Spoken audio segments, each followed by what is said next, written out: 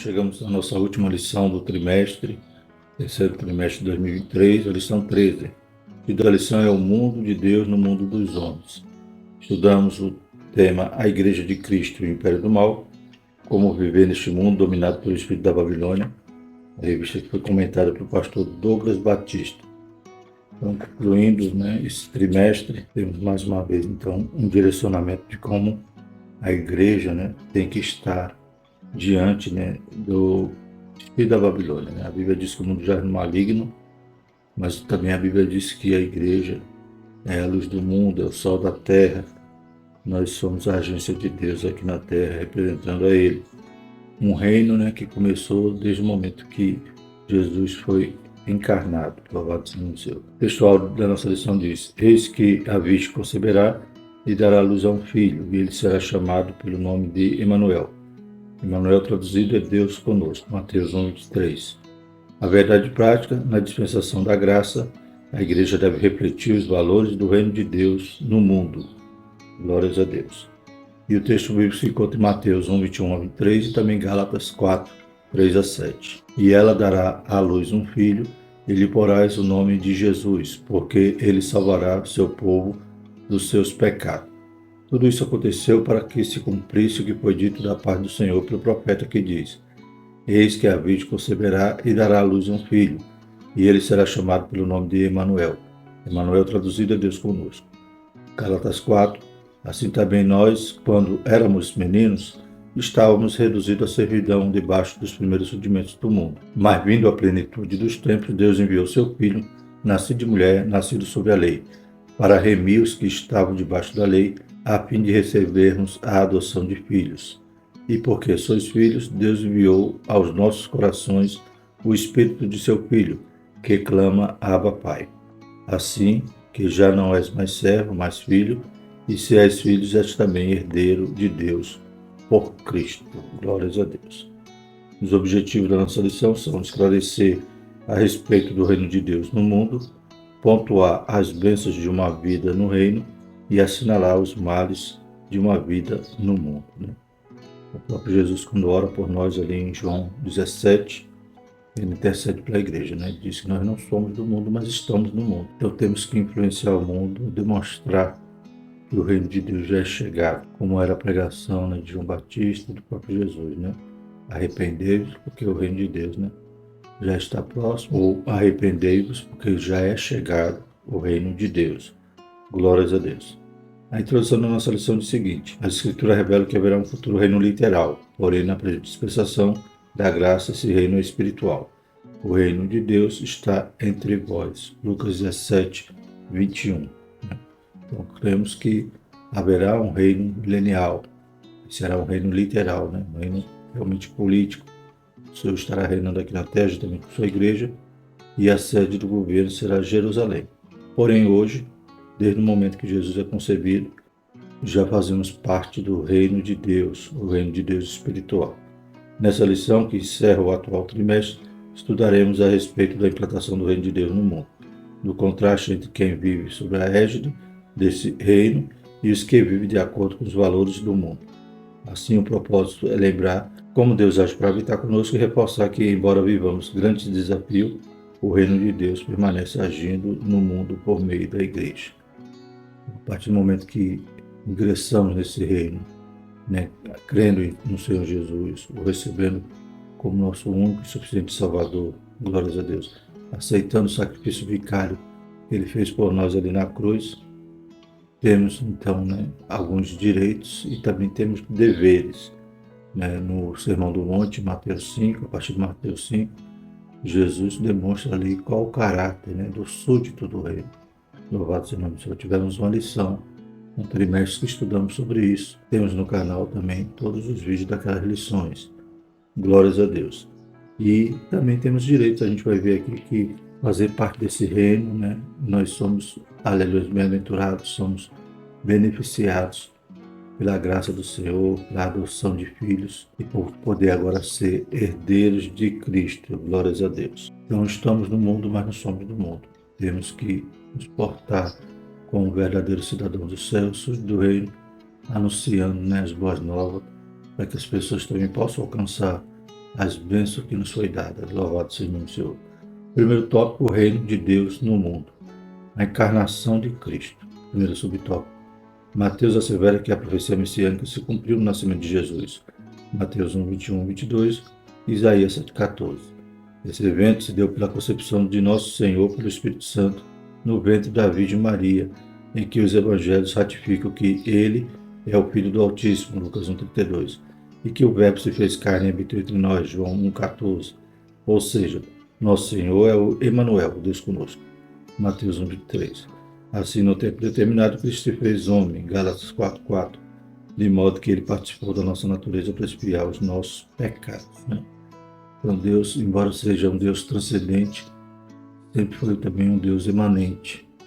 Sempre quis habitar com os homens, Haja vista no deserto, quando ele liberta Israel, Logo em seguida, ele pede para que seja feito ali o tabernáculo, Seria a habitação de Deus, a tenda de Deus. Todo mundo tinha uma tenda, Deus também teria uma tenda no meio do arraial. Louvado seja o nome do Senhor. Mas isso era sombra do que ainda Deus faria, e seria o próprio Jesus habitando conosco. Aleluia, o cumprimento da promessa se dá no momento que Maria concebe o seu Jesus através do Espírito Santo.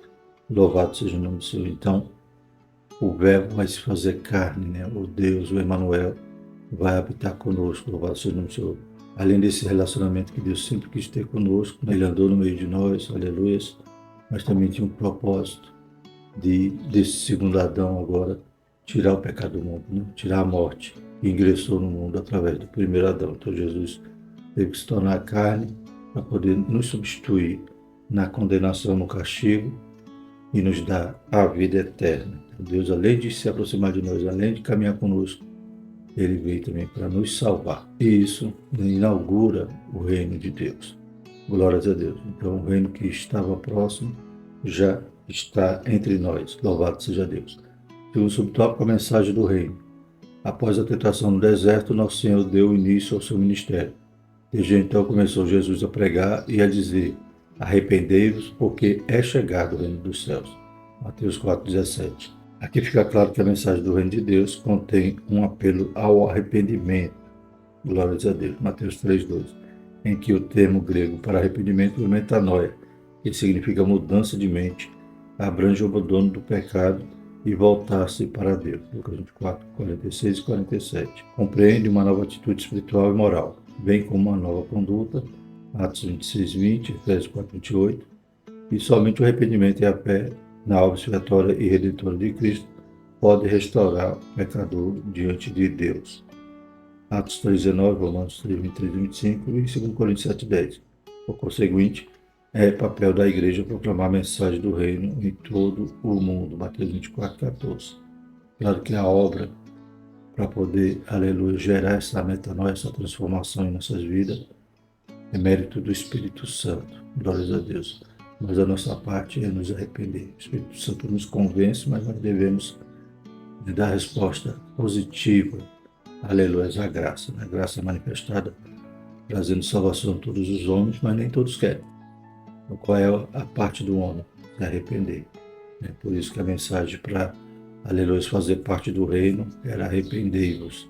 E a igreja não pode deixar essa mensagem cair em desuso. Pelo contrário, Hoje em dia, com tanto evangelho, midiático ou comercial que se prega por aí, se esquece, da verdade, que é que o homem tem que se arrepender dos seus pecados, Hoje se prega que pode vir do jeito que está, permaneça do jeito que está, que Deus só quer o coração. Então, você faz parte, durante toda a sua vida, de uma igreja, mantendo todo o seu comportamento anterior, sem haver essa metanoia, essa transformação, e acredita-se que está fazendo parte desse reino de Deus, esse reino de Deus invisível, mas não é. A porta de entrada passa pelo arrependimento. Terceiro subtópico, os valores do reino. No Sermão do Monte, Cristo revela a ética e a moral do reino, onde destaca-se o necessário controle da ira, Mateus 5, 21, 22, a fuga da imoralidade sexual, versículos 27 e 28, o casamento indissolúvel, versículos 31 e 32, a honestidade no falar, 33 a 37, o não revidar as ofensas, Mateus 5, 38 a 44, a esmola, a oração, e o jejum a partir de um coração sincero, Mateus 6, 1, 5 e 16, o não julgar os outros, Mateus 7, 1 e 2, o alerta sobre os dois caminhos, Mateus 13 e 14, e a advertência contra os falsos profetas, Mateus 7, 15 a 23. A exaltação para as práticas desses valores, Mateus 7, 24 e 35. Nesse sentido, o sermão nos chama para uma vida de perfeição em Cristo, Mateus 5, 48, e nos convida a priorizar o reino de Deus e a sua justiça, Mateus 6, 33. E assim os filhos do reino devem expressar esses valores no seu viver diário, Efésios 5, 18. Então, esses valores do reino, né, essa nova forma de viver, faz parte daquele que é cidadão do reino de Deus. Glórias a Deus. A graça nos leva até Deus. Aleluia. O Espírito Santo nos convence e começa o processo de santificação. Mas nós temos também uma obrigação, nós temos também deveres para fazer parte desse reino, tem que imitar a Cristo. Jesus usava muitas das vezes até a lei, mostrava o teor espiritual que havia na lei, que as pessoas já não entendiam, só viviam de forma literal ou de forma legalista. Glórias a Deus. Então o Senhor vai mostrar que tem que haver transformação, tem que haver um novo andar. Aleluia. E principalmente quando o Senhor nos chama, é para segui-lo. E seguir quer dizer imitar, pisar nas pegadas dele. Glórias a Deus. Como é que eu sou um seguidor de Cristo, um cristão, se eu não imito a Cristo? Então Jesus mostra o caminho e nós temos que nos esforçar para andar por ele. É claro que tudo com a ajuda do Espírito Santo. O próprio Jesus disse que sem ele nada podemos fazer. Bendito é o nome do Senhor. Segundo tópico, as bênçãos de uma vida no reino. Temos os deveres e temos também privilégios, direitos, né, bênçãos por participar do reino de Deus, por ingressar e por querer, né, imitar a Cristo, viver conforme Cristo e um dia chegar até o céu, chegar, né, como vimos aqui no Sermão do Monte, diz que há os dois caminhos. Então não tem como todos os caminhos levar a Deus. Ou escolho um ou outro. E o caminho que me leva a Deus, né, é a porta estreita, é o caminho apertado. Ou seja, tem que haver esforço, tem que tomar o céu à força. Glórias a Deus. Então a primeira bênção é a remissão dos pecados. Primeiro subtópico.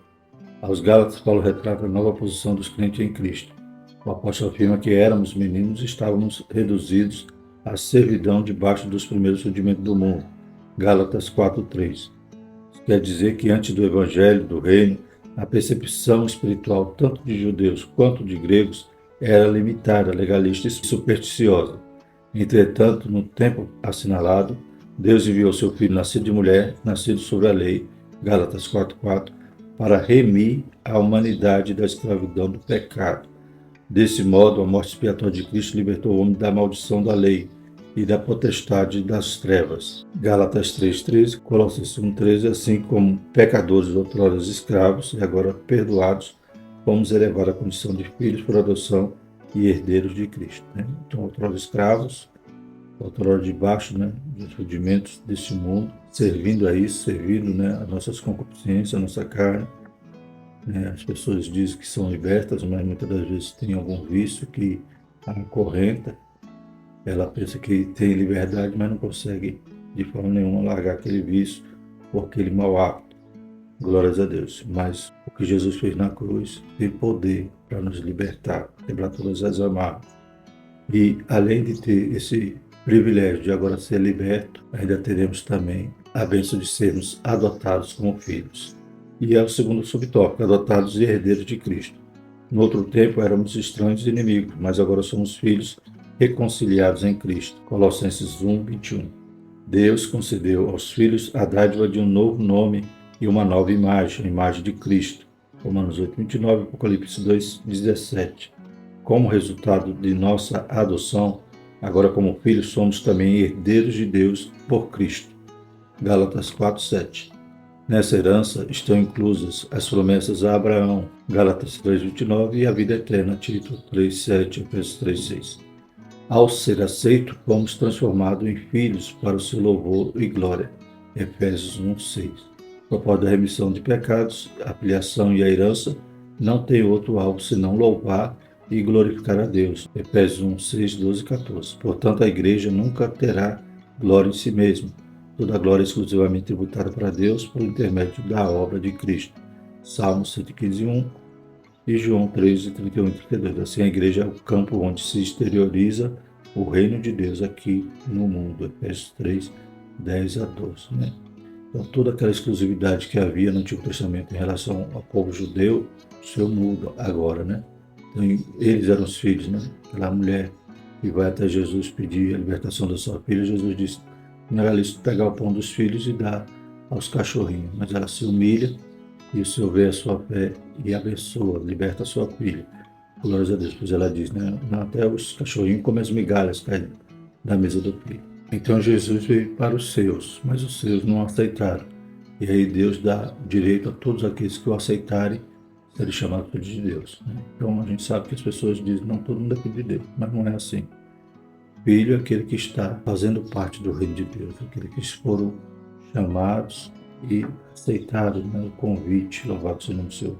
E a obra de adoção, né, não provém do filho para o pai, mas do pai para o filho. É ele que ama, é ele que nos resgata, é ele que nos torna filhos e agora herdeiros de Cristo. Glórias a Deus. E o terceiro tópico, os males de uma vida no mundo. Né? Então, vimos deveres, vimos direitos e agora vamos ver o contraste. Né? Pois estamos no mundo. É o reino de Deus, o reino dos homens. O primeiro subtópico é a escravidão do pecado. A Bíblia assevera que aquele que comete pecado é servo do pecado. João 8,34. Isso significa que o ser humano é escravo daquilo que o controla, segundo Pedro 2,19. Pois o pecado torna o homem incapaz de aceitar a palavra de Deus. João 8,43. Além disso, a soberba o impede de reconhecer a própria escravidão. João 9,41. Subjugado pela carne, o pecador se entrega à desonestidade, justiça, glutonarias, álcool, nicotina e demais vícios. Romanos 13,13. É o retrato de uma vida miserável sem paz de espírito que trilha o caminho das trevas e necessita de urgente libertação. João 8,16. As pessoas são escravas, não querem reconhecer isso, né? São, como diz aqui, soberbas, né? São orgulhosas, não querem admitir que estão debaixo, né, de uma servidão. Né? Tudo aquilo que o controla, né? Então passa a ser o seu Senhor. Como nós que reconhecemos o senhorio de Cristo, é Ele que tem que nos controlar. Mas o pecador permanece no pecado e a Bíblia diz que Deus até entrega a ele as suas paixões, né?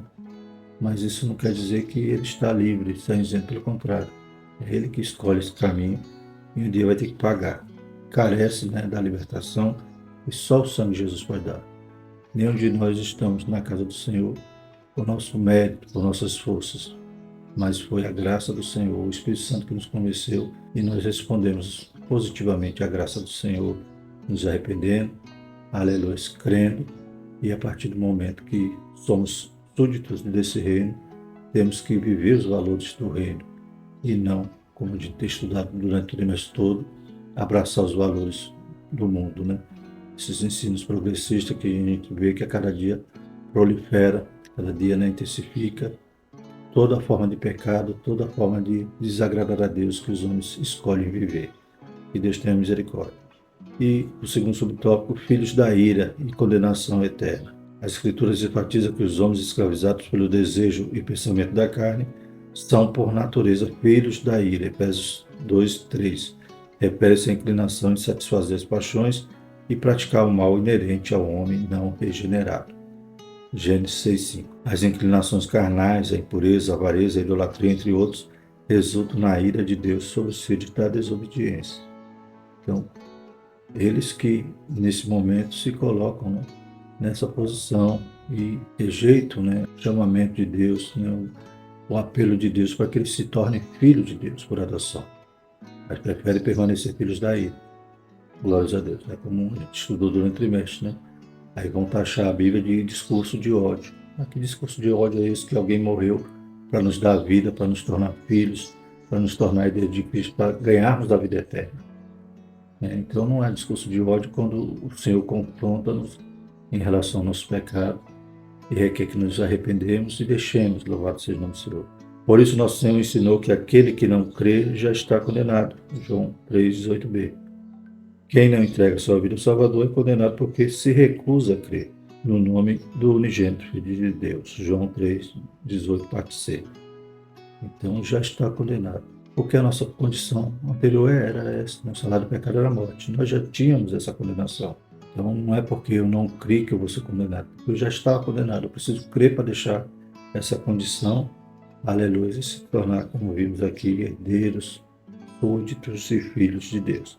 Assim, o pecado da incredulidade é o clímax da rebeldia que resiste à salvação ofertada em Cristo. Lucas 7,30 e Atos 7,51. Assim sendo, somos exortados. Aquele, porém, que perseverar até o fim, esse será salvo. Mateus 24,13, Almeida Revista e Atualizada. Então, o diabo sempre vai operar nesse campo, né, da incredulidade, né? Como ele colocou a dúvida ali na cabeça de Eva, né, dizendo que a palavra de Deus não era verdadeira, ou seja, que o que Deus falou não era bem assim. Tá bem assim, hoje as pessoas preferem acreditar em suas próprias ideologias, seus próprios pensamentos e deixam a Bíblia de lado ou até mesmo dizem que a Bíblia está ultrapassada.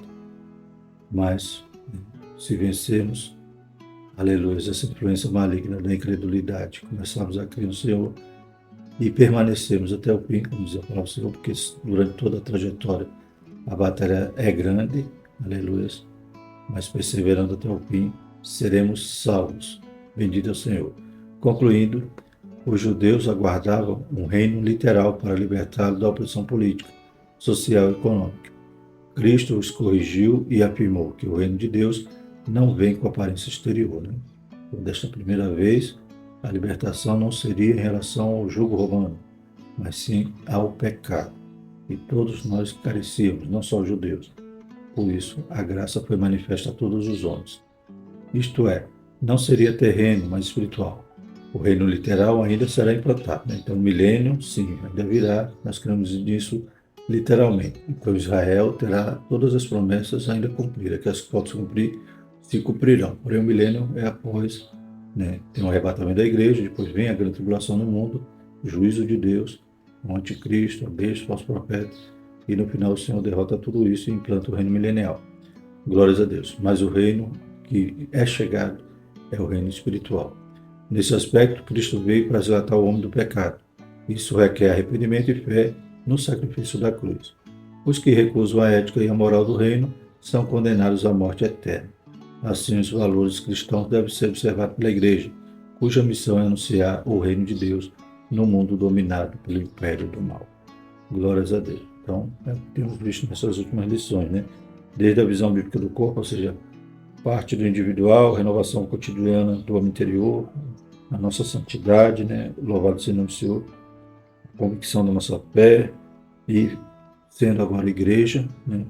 Vai agora para o coletivo e nos remete agora a fazer parte desse reino de Deus. E toda essa responsabilidade de fazer parte da igreja do reino de Deus requer que eu viva, né, os valores cristãos, os valores do reino, e que eu anuncie, aleluias, o reino de Deus, para que os homens também possam ter esse privilégio, deixar a incredulidade, aleluia, conhecer o Senhor Jesus, se arrependerem e ingressarem na família de Deus. Né? Continuemos sendo a coluna e firmeza da verdade. Amém?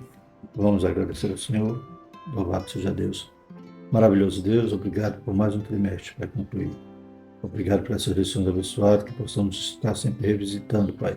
Pois constatamos, Pai, que é verdadeiramente a situação espiritual que o mundo está vivendo hoje. Esse espírito da Babilônia, Pai, cegando, Pai, os olhos dos incrédulos, fazendo com que as pessoas cada dia mais se afastem de Deus. Mas que permaneçamos firmes, fiéis, anunciando, Pai, a Tua palavra, anunciando o Teu reino. Deus poderoso, continua abençoando, Pai, todos aqueles que amam e participam desta obra, Senhor. Dê uma bênção espiritual nesse domingo, para a glória do Seu Santo Nome, a cada um, Pai, professores, alunos, pastores, todos que compõem, Pai, aleluia, esse quadro maravilhoso, Pai, de pessoas que têm essa preocupação com o Rei. E em nome de Jesus, nós te agradecemos, Pai, por tudo isso. Amém. Que a graça do nosso Senhor Jesus Cristo, o amor de Deus e a comunhão do Espírito Santo permaneça sobre nós, hoje para todo sempre. Amém.